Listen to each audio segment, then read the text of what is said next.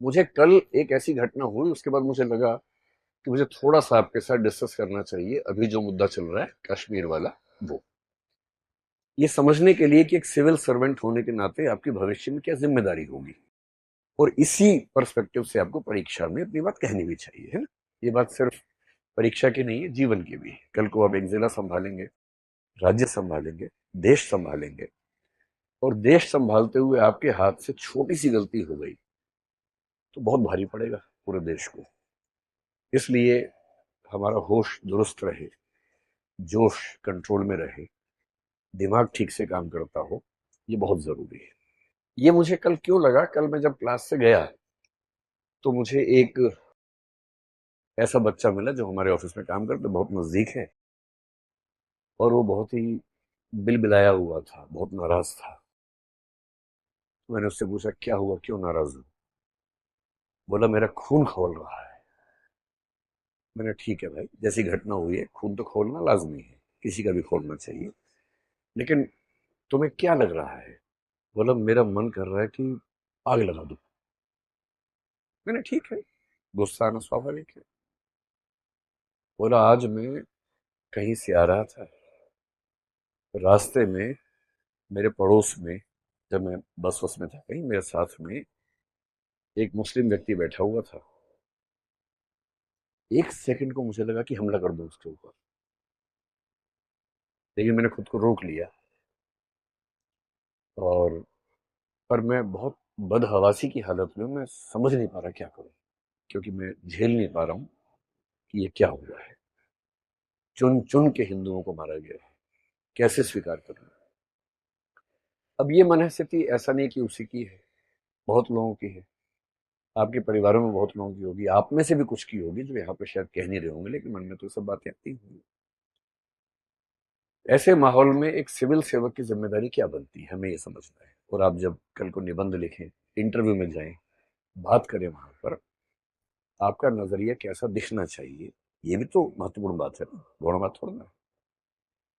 सबसे पहली बात, जो आप इथिक्स में एक टॉपिक है इमोशनल इंटेलिजेंस, भावनात्मक बुद्धिमत्ता, उसमें पढ़ेंगे।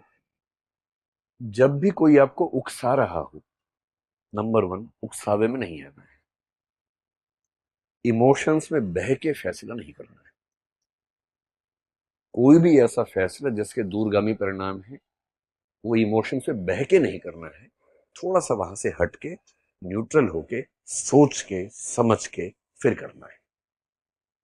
तो जब जब मन में ऐसा भाव किसी के आए, एक बार थोड़ा सा वहां से खुद को हटाना और गहराई में सोचना। सोचते कैसे हैं, जब आप क्यों हुआ, कैसे हुआ, किसने किया, उनका क्या पर्पस था, कहीं मैं उनका पर्पस पूरा तो नहीं कर रहा, मुझे क्या करना चाहिए। जब आप इस तरह से चीजों को ब्रेक करके सोचते हैं, तो आप एक अच्छे लेखक भी बनेंगे, एक अच्छे इंटरव्यू के उम्मीदवार भी बनेंगे, एक अच्छे सिविल सर्वेंट और अच्छे नागरिक भी बन जाएंगे। तो उसको मैंने कल थोड़ा संक्षेप में समझाया, तो मुझे उस समय ये लगा कि मेरी जिम्मेदारी है कि मैं कम से कम क्लास में आप लोगों से भी बात करूं, और आप लोग अपने अपने परिवार के लोगों से बात करें। जब माहौल बहुत खराब हो, तो अपने हिस्से का माहौल ठीक करना तुम्हारी जिम्मेदारी है ही।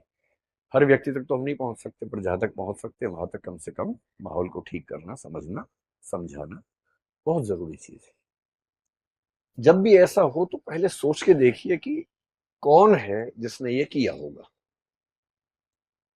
और समझदारी का मूल लक्षण पता है क्या है, आप चीजों को अलग कर पाते हैं, चीजों को मिला के एक नहीं करते हैं। जो चीजें अलग अलग हैं उनको अलग अलग करके देख पाने की क्षमता आपके अंदर है। ये किसने किया होगा, कौन होगा। और इसका सबसे सिंपल तरीका समझने का क्या होता है, जिसको इससे फायदा होगा उसने किया होगा। अभी एक पर्सपेक्टिव ये चल रहा है कि पाकिस्तान ने किया है, कुछ लोग ये पर्सपेक्टिव बना रहे हैं कि सारे मुसलमानों ने मिलकर ऐसा किया है, मुसलमान लोग चाहते हैं कि हिंदुओं को मार दिया जाए। और जो इमोशनल लोग हैं बहुत ज्यादा, उनको भड़काना सबसे आसान काम दुनिया में होता है। अगर हम दो ऑप्शन लेके चलें, एक लेके चलें कश्मीर के मुसलमान, एक लेके चलें पाकिस्तान। भाई पाकिस्तान को एक कह रहा हूं, पाकिस्तान भी एक नहीं है, पाकिस्तान की आर्मी अलग है, पाकिस्तान की सरकार अलग है, पाकिस्तान की जनता अलग है। कश्मीर के मुसलमानों को ऐसा करने से क्या फायदा होगा, फायदा होगा या नुकसान होगा, नुकसान होगा। इतने सालों की दहशतगर्दी के बाद 1980 के दशक के अंत में जो माहौल बिगड़ा, तब से बिगड़ा ही हुआ था। 2019 के बाद जब 370 को एब्रोगेट किया गया, तब भी कहा गया कि माहौल बिगड़ेगा, पर माहौल लगभग स्थिर रहा, संभल गया। कई साल तक केंद्र शासित प्रदेश के रूप में शासन चला केंद्र के माध्यम से। अब वहां इलेक्शंस भी हो गए। जनता की डिमांड पता नहीं थी, यानी क्योंकि कई वहां के लोगों ने ये भी कहा कि हमें तो ऐसे ही ठीक लग रहा था, बिना बात के इलेक्शन करवा दिया आपने। पर ठीक है, जनता का रिप्रेजेंटेशन होना चाहिए, इलेक्शन हो गया। उसके बाद अगर आप डेटा देखें, और एक सिविल सर्वेंट की पहली पहचान है कि वो डेटा देख के बात करता है, हवाई बात नहीं करता है। पिछले 2 सालों में जम्मू कश्मीर में टूरिस्ट जो गए उनकी संख्या 22 लाख से 25 लाख थी, और पिछले साल 2.5 करोड़ की संख्या थी। 10 टाइम्स बढ़ोतरी हुई वहां के पर्यटन में, और वहां का मुख्य उद्योग तो वही है, पर्यटन ही, टूरिज्म है। इस साल भी उम्मीद थी कि पर्यटन बहुत बढ़ेगा। गर्मी थोड़ी पहले आ गई। गर्मी पहले आने का मतलब वहां का टूरिज्म बढ़ेगा, क्योंकि अप्रैल में ही जो इलाका आमतौर पर मई जून में आबाद होता था, वो अप्रैल से ही आबाद होना शुरू हो गया, क्योंकि गर्मी ज्यादा हो गई, लोग जाने लग गए। वहां का टूरिज्म बढ़ने से क्या हो रहा है, वहां के लोग खुशहाल है। और ये इमोशनल हो के ये कहना कि हमारी जमीन है, भारत छोड़ दो, भारत वाले चले जाओ, वो 2 दिन की बात अलग है। पर जिस देश से आपको रोज रोजी रोटी मिल रही हो, आप चाहेंगे कि उस देश के साथ आपका संबंध अच्छा रहे। कोई भी चाहेगा। पेट भरा रहेगा तो आप सब बातें कर सकते हैं, पेट ही खाली होगा तो क्या बात करेंगे। और ऐसी रिपोर्ट्स में 3-4 दिन से पढ़ रहा हूं कि जो बेरोजगार युवक वहां पर पाकिस्तान के आतंकवादियों को बॉर्डर क्रॉस करवा के कश्मीर के अंदर लेके आते थे, उनमें से एक भी उपलब्ध नहीं है, क्योंकि उन सबको रोजगार मिल गया है। उनको उस काम के लिए मिलता था 5,000 रुपए, आजकल वो हर महीने 40-50 हजार रुपए कमा रहे हैं, केवल टूरिज्म की वजह से। जितने होटल थे सब भर जाते हैं, अब क्या करें, लौटाएं कैसे। तो वहां के लोगों ने अपने घरों में एक एक कमरा निकाल दिया टूरिज्म के लिए, गांवों तक में निकाल दिया कि सस्ते में हो जाएगा, थोड़ा दूर जाके रहेंगे गांव में, घर के अंदर लोग रखते हैं कि टूरिज्म का डेवलपमेंट होता रहे। और जिस चीज से पूरे राज्य की इकोनॉमी चल रही है, कोई अपने पेट पे लात क्यों मारे। इस बात से दिक्कत किसको हो सकती है, कश्मीरी मुसलमानों को दिक्कत है नहीं। ये हो सकता है कि उनमें से कुछ लोग किसी के बहकावे में आए होंगे, ये हो सकता है, क्योंकि लोकल सपोर्ट के बिना इतना बड़ा हमला नहीं हो सकता है, ये बात भी सही है। लेकिन जनरली वहां का समुदाय क्यों चाहेगा कि 2.5 करोड़ टूरिस्ट जो आ रहे हैं, इस बार उम्मीद 3 करोड़ की वो कर रहे हैं। अब तो पिछले 2 दिन से जो हालत है वहां पर, कि जो पहलगाम स्विट्जरलैंड था, वो बन गया घोस्ट सिटी जैसा, पूरे शहर में कोई नजर नहीं आ रहा। ये कौन चाहेगा। तो मेरी पहली बात है, समझने का तरीका यह है कि कश्मीर का सामान्य मुसलमान, 2-4 अपवादों की बात मैं नहीं कर रहा हूं जो लोकल सपोर्ट कर रहे होंगे, सामान्य मुसलमान ये नहीं चाहता होगा, क्योंकि उसका तो रोजगार बढ़ रहा है, आय बढ़ रही है, वो ऐसा क्यों चाहेगा। तो कौन चाह सकता है। इतना दुरुस्त हमला है, इतनी तैयारी के साथ हमला है, कोई रैंडम व्यक्ति नहीं कर सकता। कोई व्यक्ति रैंडमली जाए मार दे भाई, जिनके सिर पे कैमरे लगे हुए हैं और जो लाइव टेलीकास्ट कर रहे हैं, उसको एडिट कर रहे हैं ऑन द स्पॉट और भेज रहे हैं अपने आकाओं को, और जो इतनी बड़ी बड़ी भारी भारी बंदूकें आराम से संभाल पा रहे हैं, जो किसी से पूछ रहे हैं तुम्हारा धर्म कौन सा, हिंदू, सीधे मार दिए सिर पे। इतने ठंडे खून के साथ किलिंग करना मजाक नहीं होता है। कभी आप आईपीएस बनेंगे, पहली बार किसी को मारना पड़ गया ना, कई दिन नींद नहीं आती उसके बाद। जो इतना कोल्ड ब्लडेड मर्डर करता है, इसका मतलब वेल ट्रेन्ड व्यक्ति है, उसको ट्रेनिंग कहाँ से मिली होगी। तो ट्रेनिंग कौन देगा, सीधी सी बात है, पाकिस्तान से मिली होगी। अब तो ये मान के चलेंगे। पाकिस्तान को क्या दिक्कत है, पाकिस्तान की जनता को मेरे ख्याल से कोई दिक्कत नहीं है। जनता में कुछ मूर्ख हर देश में होते हैं, हमारे देश में भी, उनके देश में भी हैं, जो बिना बात के बिलबिलाते रहते हैं, भारत को बर्बाद कर दो, यहां भी पाकिस्तान बर्बाद कर दो, पाकिस्तान को खत्म कर दो। अरे खत्म करके वो लोग कहाँ जाएंगे, कहीं तो रहेंगे ना भाई। यहां आ गए तो और तबाह हो जाओगे आप, अच्छा वहां पर है, लेकिन खत्म कर दो। ऐसे क्यों खत्म कर दो, वो रहते हैं ठीक है, रहे मस्त, हमें परेशान ना करें, हमें क्या दिक्कत है इस चीज से। क्या पाकिस्तान की सरकार को दिक्कत है, हो सकती है, लेकिन मेरे ख्याल से फिलहाल जिसको दिक्कत है वो वहां की आर्मी है। और आर्मी को क्यों दिक्कत है, सिंपल है, समझिए क्यों दिक्कत है। आप तो आईआर भी पढ़ेंगे, सिक्योरिटी पढ़ेंगे, ये सब आपके पाठ्यक्रम की चीजें हैं। क्यों दिक्कत है? एक तो पाकिस्तान एक फेल्ड स्टेट की स्थिति में जा चुका है, कटोरा लेके दुनिया भर में भीख मांगता है, पैसे नहीं है। जहां आटा 600 रुपए किलो हो चुका हो और हालत खराब होती जा रही हो, आम पाकिस्तानी के पास खाने पीने के पैसे नहीं। और जब खाने पीने के पैसे ना हो तो उस देश में गृह युद्ध भड़कना बहुत आसान होता है। सिविल वॉर न भड़के तो लोगों को इमोशनली फूल बनाना बहुत जरूरी होता है। तो जब जब किसी देश में जनता परेशान होती है, शासकों की कोशिश होती है कि किसी मामले में उलझा दो। और जब भी युद्ध का मौसम बने, हो सकता है कि किसी देश में इलेक्शन होने वाले। एक शायर ने बड़ी खूब पंक्ति कही है, सुनिए आपने पंक्ति वो वाली। तो उन्होंने कहा, सरहदों पर तनाव है, पता करो क्या देश में चुनाव है। क्योंकि लोगों को इमोशनल बना देंगे, चुनाव होगा, उसका फायदा मिल जाएगा। इस समय पाकिस्तान की सरकार क्राइसिस में है, तो पाकिस्तान की सरकार को चुनाव हो या ना हो जनता का ध्यान भटकाने की जरूरत है, इसलिए वैसा कर सकते हैं। फिर कुछ दिन पहले वहां पर एक घटना हुई बलूचिस्तान को लेकर। पाकिस्तान पेट से है, बलूचिस्तान कभी भी हो सकता है। बधाई हो, बलूचिस्तान हुआ है।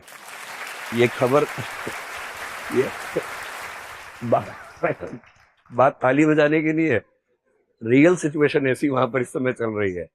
2-3 बच्चे होने की उम्मीद है। इधर इधर इधर सिंध ओवर ड्यू है, कभी भी खबर आ सकती है। तो लेकिन ये खबर जल्दी आने वाली है। ये प्री मैच्योर बेबी है, थोड़ा जल्दी 7-7.5 महीने में लगता है कि ऐसा होता है कभी कभी, प्रकृति के अपने उसूल होते हैं। अब उनको लग रहा है कि सोचो, किसी देश के अंदर ट्रेन हाईजैक हो गई। बस भाई, फ्लाइट फिर भी समझ में आता है कि फ्लाइट में 2 लोग चढ़े लेके चले गए, ट्रेन तो जमीन पे है, इतनी लंबी है। ट्रेन हाईजैक हो गई, कितने लोगों को मार दिया, सेना कितने लोगों को मार दिया। पूरी दुनिया भर में थू थू हो रही है कि आपसे अपने देश में ट्रेन नहीं संभल रही है। आपके देश का एक बहुत बड़ा प्रांत इतना नाराज है कि आपके देश की ट्रेन पे कब्जा कर लेता है। उनको बलूचिस्तान के मामले को दबाना है, शांत करना है। और शांत करने का तरीका क्या है? कुछ और भड़का दो मामला, उससे लोगों का दिमाग वहां से हट जाता है। तो एक तो गरीबी, ऊपर से बलूचिस्तान, और तीसरा एक शख्स वहां बहुत परेशान है, उसका नाम है असीम मुनीर। वो वहां के सेनाध्यक्ष है, चीफ ऑफ आर्मी स्टाफ है। अगर उनकी बैकग्राउंड थोड़ी सी आपको पता हो, भारत से गए थे जब, मतलब भारत और पाकिस्तान बटे थे, उस समय भारत से उनका परिवार गया था पंजाब से। पंजाब के मुसलमान जो होते हैं, पंजाबी मुसलमान, उस बैकग्राउंड से हैं। इमरान खान के दौर में उनके नजदीकी थे, आईएसआई के चीफ बनाए गए थे। आईएसआई का बेसिक काम है भारत को परेशान करना, उसके चीफ थे। फिर इन्होंने कुछ ऐसी बड़ी मिस्टेक कर दी कि उसके बाद इनको पनिशमेंट पोस्टिंग देके बहुत खराब पोस्टिंग में भेज दिया गया। अब जैसे इमरान खान की सत्ता पलटी, नवाज शरीफ के भाई है, तो नवाज शरीफ के निर्देश पे कहते हैं कि उनको पाकिस्तान का सेनाध्यक्ष रिटायरमेंट से 2 दिन पहले बनाया गया, एक्सटेंशन देके। और इसलिए बनाया गया कि इमरान खान के दुश्मन नंबर 1 है इस समय। इमरान खान और उनके समर्थक इस समय पाकिस्तान की नाक में दम किए हुए हैं लगातार, बात बात पे राजधानी घेर लेते हैं। और ऐसा लगता है कि राजधानी कब्जे में है इमरान खान के लोगों के। तो इमरान खान फैक्टर को दबाने के लिए सेना का प्रमुख ये व्यक्ति बना है। और इसके मन में एक परेशानी हमेशा से भारत को लेके, इसने कुछ दिन पहले ऐसी एक स्पीच दी भी थी जिसमें भारत के हिंदुओं को अटैक किया कि हिंदू लोग हमसे अलग हैं, हम एकदम अलग हैं, हम एक हो ही नहीं सकते हैं, इस तरह की बातें की।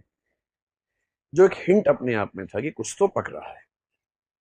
और इनको ये समझ में आ रहा है कि अगर युद्ध होते रहेंगे तो आर्मी का महत्व रहेगा, युद्ध नहीं होंगे तो आर्मी का महत्व खत्म हो जाएगा। कश्मीर से लोकल सपोर्ट जीरो हो चुकी है।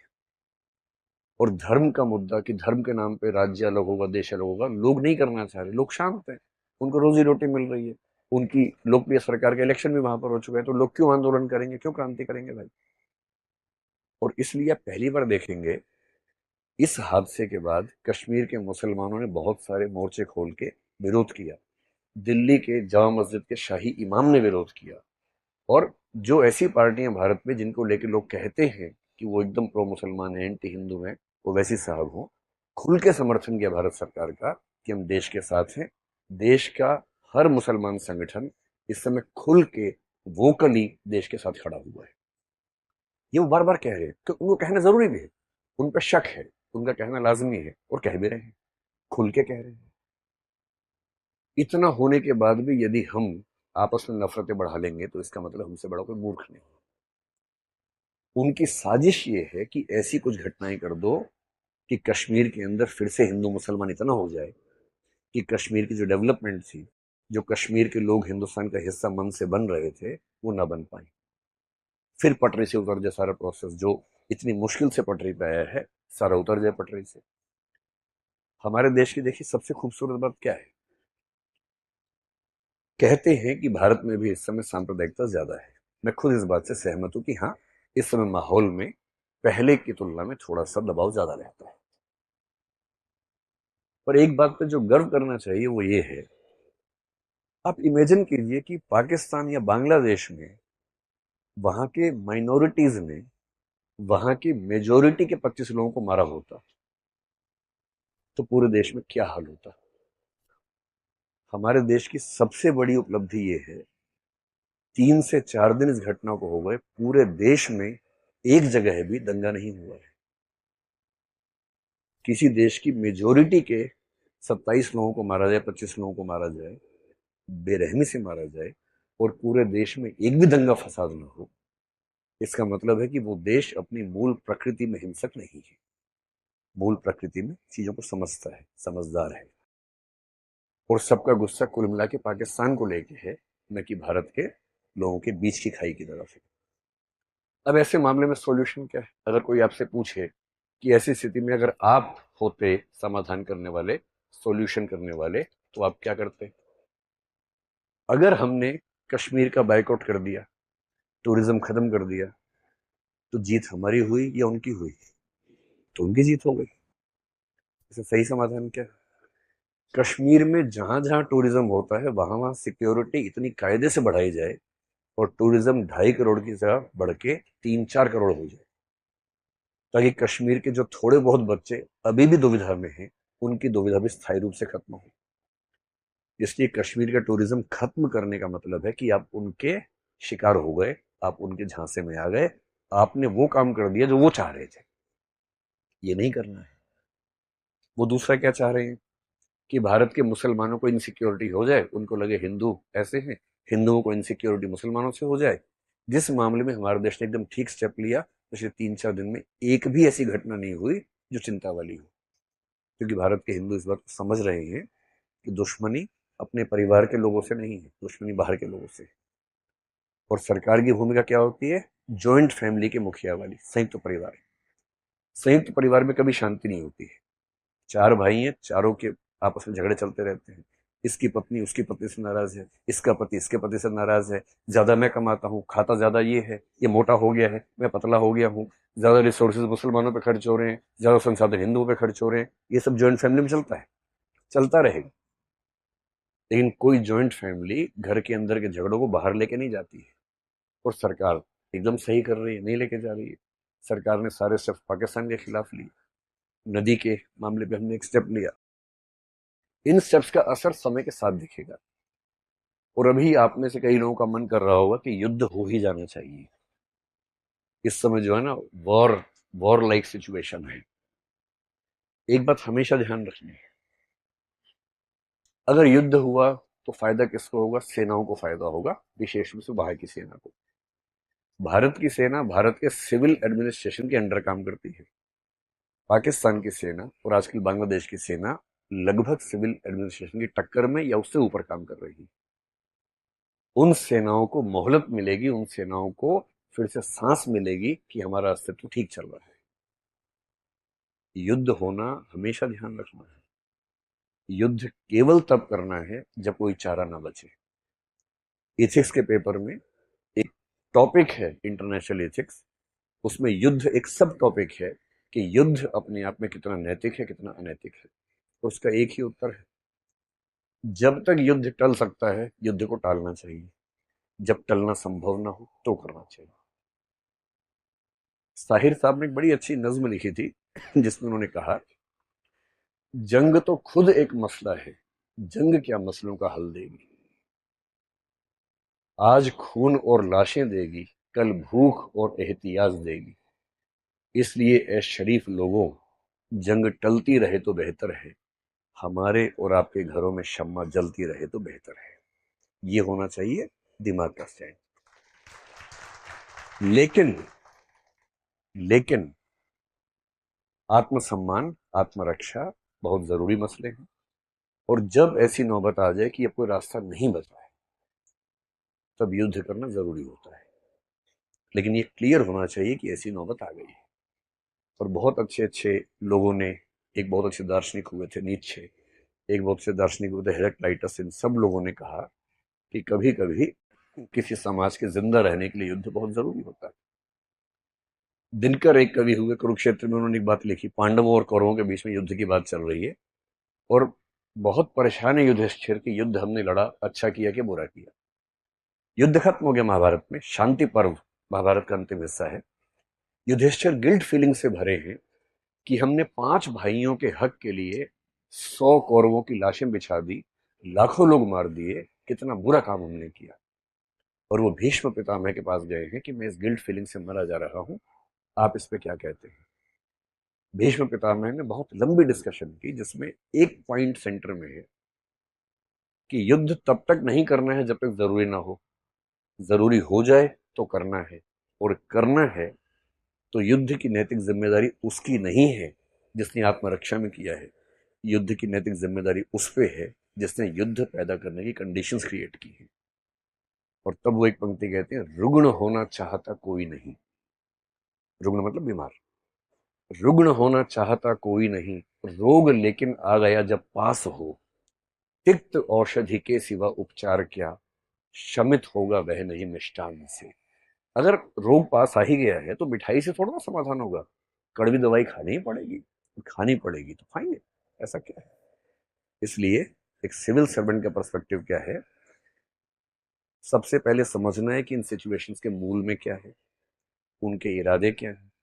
हमें उनके इरादे पूरे नहीं करने हैं, उनके इरादों को समझकर शांति से, धैर्य से, समझदारी से निर्णय करना है, उकसावे में नहीं आना है।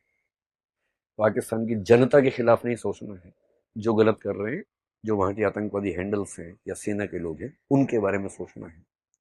युद्ध जैसी स्थितियों से खुद को भी रोकना है, आसपास के माहौल को भी ठीक रखना है।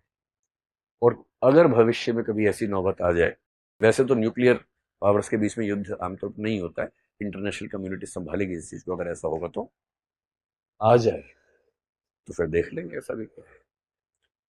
और एक हमारे बड़े अच्छे शायर हुए वाहिद अली वाहिद नाम के, बड़ी सुंदर कविता लिखी है। और ध्यान रखना है, धर्म से मुसलमान है और कविता लिखी है भारत के सम्मान में, बड़ी शानदार। क्योंकि दिक्कत है कि हमारे दिमाग में पाकिस्तान और मुसलमान कई बार समानार्थक बन के आता है। ये गलती भूल के भी नहीं करनी, भूल के भी नहीं करनी। और वो कह रहे हैं, द्वंद्व कहां तक पाला जाए, युद्ध कहां तक टाला जाए, तू भी है राणा का वंशज, फेंक जहां तक भाला जाए, दोनों ओर लिखा हो भारत, सिक्का वही उछाला जाए, इस बिगड़ैल पड़ोसी को अब फिर शीशे में ढाला जाए। तो बिगड़ैल पड़ोसी को ढालना पड़े, ढाल देना चाहिए, लेकिन मिसप्लेस्ड एरोगेंस से बचना है। गुस्सा उस पे करना है जिस पे करना चाहिए, उसका नाम लेके किसी और पे नहीं करना है। एक समझदार नागरिक होने की ये बुनियादी जिम्मेदारी है। और मुझे उम्मीद है कि हम सब, भाई आप तो कल को देश संभालेंगे ना, अभी खुद को संभालो, पहले खुद को संभाल के परिवार को संभालो, अपने आसपास के माहौल को संभालो, कल को देश को संभालो। और युद्ध अगर इमोशंस में होने लग गए तो दुनिया में कोई बचेगा नहीं, इतने युद्ध होंगे, दुनिया खत्म हो जाएगी। तो युद्ध निजी जीवन में भी तभी करना है जब कोई चारा ना हो, जब तक बातचीत से मामला बने बना। और अच्छा युद्ध बंदूकों से नहीं होता है, मनोविज्ञान के स्तर पे होता है, इंटरनेशनल कम्युनिटी को साथ लेके होता है, जो हमने कर लिया है पहले ही। अगर चीन और बांग्लादेश को भी कमेंट करना पड़ ही गया फाइनली, इसका मतलब है कि नैतिक दबाव हमने दुनिया भर में बना दिया है। युद्ध होता है आर्थिक स्तर पर, कमर तोड़ने का तरीका बंदूक नहीं होता है, कमर तोड़ने का तरीका इकोनॉमी को हिलाना होता है, जो हमने पहले स्टेप्स ले लिए। इन सब से बात ना बने तो अंत में होता है कि बंदूक उठाओ और काम शुरू करो। लेकिन वो बहुत बात की बात है और उसके लिए पागलपन तो एकदम ठीक नहीं। क्या मैं आपको समझा पाया? और ये एक मुद्दा था। किसी भी मुद्दे पर पर्सपेक्टिव इस तरह से रखना है, समग्र, मूल कारण पे जाना है, उथली बातों से बचना है, और जो सही समाधान है मल्टीफेसेटेड, मल्टीप्रॉन्ग्ड, बहुपक्षीय समाधान, उसको लेके आगे बढ़ना है। ठीक।